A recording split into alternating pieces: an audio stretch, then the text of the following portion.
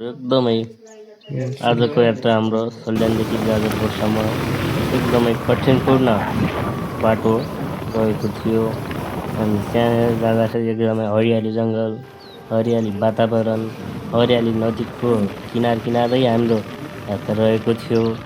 हामी एकदम कष्टपूर्ण यात्रा गरिरहेका छौँ र यस बिच बाटोमा यो बाटो विशेष गरी जाजरकोटदेखि छिन्चु जाजरकोट सडक खण्डको बाटो रहेको थियो। यहाँ एकदम गाह्रो कठिनमा यात्रा रहेको छ।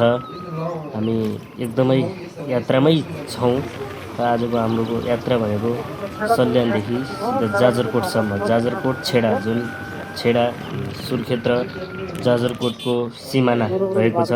हामी यहाँ देख्न सक्छौँ एकदम हाम्रो पशु है गाई फेरि हाम्रो यात्रा अगाडि बढिसकेको छ। हामी लागिसकेको छौँ आफ्नो यात्रामा। हामी फेरि अगाडि चलिराखेका छौँ। ल है साथीहरू, हामी छेडा बजार जुन जाजरकोटको सिमाना छेडा बजारनेर हामी लगभग पुगे। छेडाको पुल जुन एकदमै ऐतिहासिक छेडा खोला, यहाँदेखि तल छेडा खोला छ। यहाँ एकदमै ऐतिहासिक एउटा घटना छ।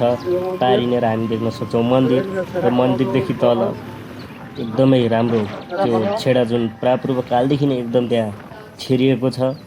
अब हामी हाम्रो अगाडि हाम्रो अब छेडा बजार रहेको छ जुन हामी पार देखिसकेका छौँ।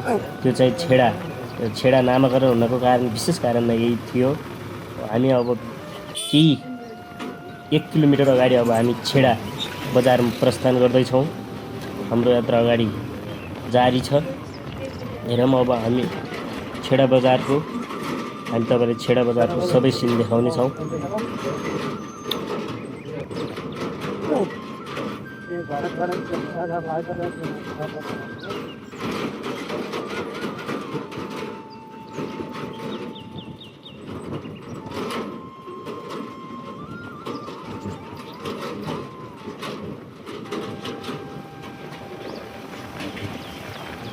ल साथीहरू, हामी छेडा बजारमा हामी पुगिसकेका छौँ। यो चाहिँ जाजरकोट र सुर्खेतको सिमाना, यो जाजरकोटको मूल ढोका नै यसलाई भन्न सकिन्छ।